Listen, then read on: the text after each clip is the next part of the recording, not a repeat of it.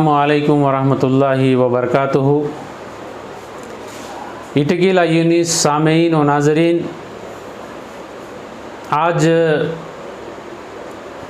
मेरा उन्वान है रमज़ानुल मुबारक के रोज़ों के लिए ग़िज़ाई तदाबीर,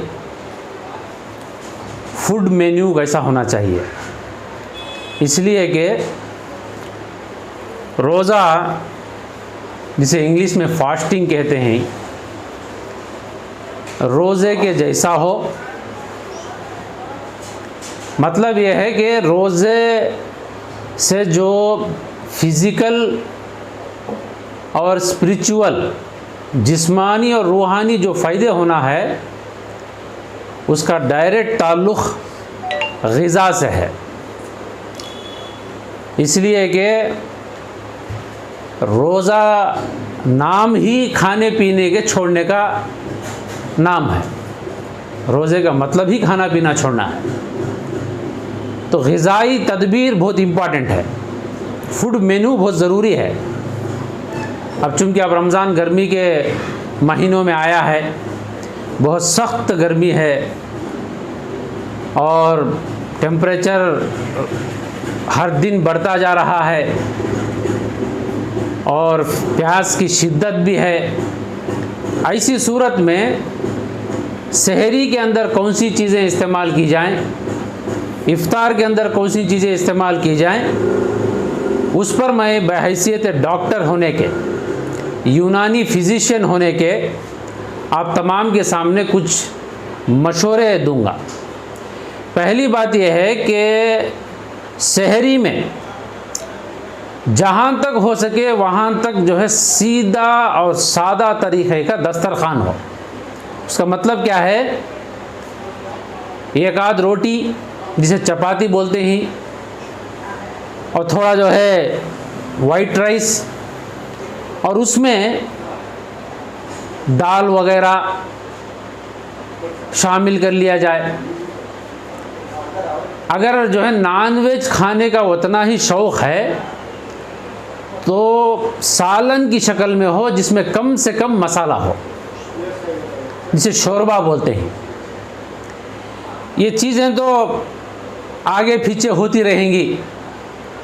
तरकारियों में से ज़्यादा मूली, गाजर, बीटरूट और हरी सब्ज़ी में से जो है हमारे यहाँ कदरी में टोटा की भाजी, अम्बाड़े की भाजी, मेथी की भाजी, ये किसी भी हाल में जो है हर सहरी में कोई ना कोई एक वेजिटेबल ज़रूर हो।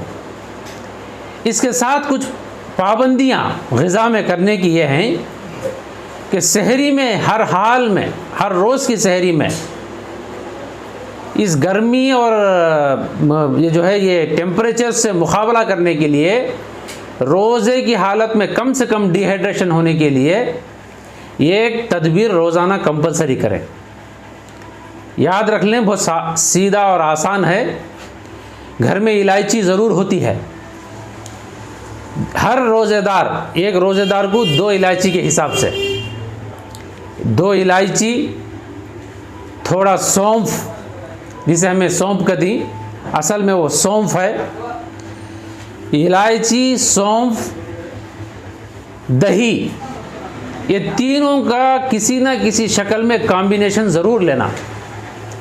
तुम्हें वो इलायची चाप को निगल जातींगी, सौंफ चाप को निगलतींगी, यानी तो दोनों का पाउडर बनाकर छाछ में मिला ले को पीतींगी। बहरहाल ये 3 चीज़ें कंपलसरी रहना।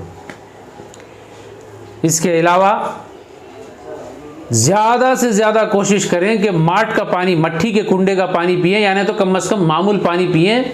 रेफ्रिजरेटर वाटर को ज़्यादा से ज़्यादा अवॉइड करें। इससे बहुत बड़ा नुकसान होता है।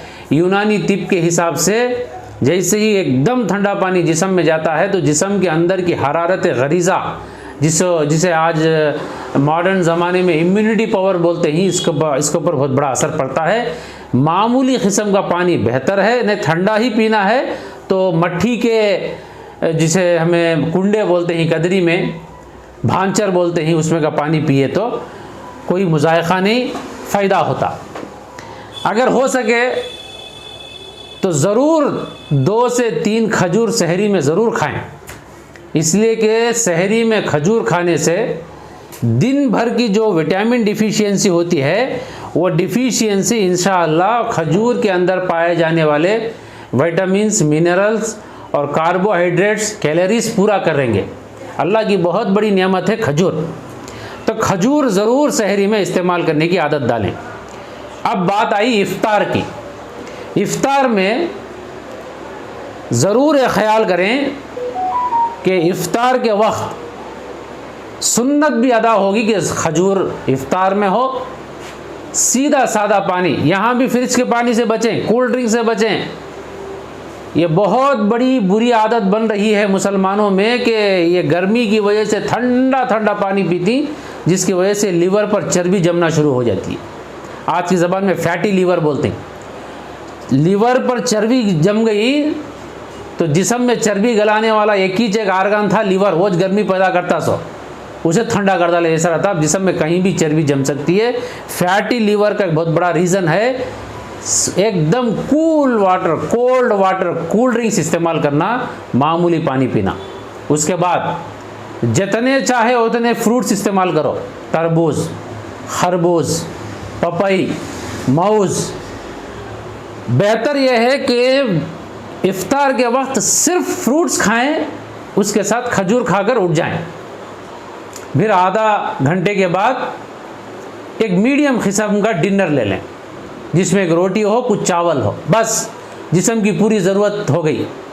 अब ये 6-7 घंटे के रोज़े की तकलीफ़ को पूरा करने इफ्तार में से पकोड़े, चिकन पकोड़ा, मसाले के चीले, अब ना जाने वो क्या क्या, अब नया हैदराबादी वबा हलीम के नाम से, चिकन की हलीम, मटन की हलीम, रोज़ा खोलते खोलते हलीम। मैदा रोज़े की हालत में एक अलग कंडीशन में होता है, फ़ौरन हलीम डालना शुरू करे तो हो सकता है 2-3 दिन जरा अच्छा हज़म करेगा, उसके बाद मैदा हाथ उठा डालता है, गैस्ट्रिक, वखाला, जुलाबा, ये लेकर डॉक्टर के पास जाना पड़ेगा। आखिर में इफ्तार के बाद हो सके तो एक यूनानी डॉक्टर के हैसियत से मेरा मशवरा है कि शहद और नींबू, ये दोनों का मिला हुआ शरबत पीने की कोशिश करें। शरबत पीना तो दिलचस्पी है तो ये सब शरबत पिएं, नहीं बहुत ज़्यादा बोले तो रूह अफ़ज़ा, फिर भी रूह अफ़ज़ा चलता है। और बाकी के जितने भी हैं कोल्ड ड्रिंक्स, एक सब आर्टिफिशियल कलर से मिले हुए हैं। ये आज को मज़ा है, आइंदा आने वाले दिनों में सज़ा है। इसलिए रोज़े के फ़ायदे जिस्मानी रूहानी होना है तो ये हमारा फूड मेन्यू ऐसा होना है। इस फूड मेन्यू के साथ रमज़ान गुजारेंगे, इंशाअल्लाह जिस्म भी ओवरऑलिंग हो जाएगा और रूहानी तौर पर भी एक अलग मज़ा महसूस होगा, खुदा से ख़ुर्बत महसूस होगी और एक नया उमंग तक़वे के साथ ज़िंदगी गुजारने की ख्वाहिश पैदा होगी। अल्लाह ताला से दुआ है, अल्लाह ताला इन बातों पर मुझे भी अमल की तौफ़ीक नसीब फरमाए और सारे उम्मत मुस्लिमा को इन बातों पर गौर करने की तौफ़ीक नसीब फरमाए। आमीन वल्हम्दुलिल्लाहि रब्बिल आलमीन।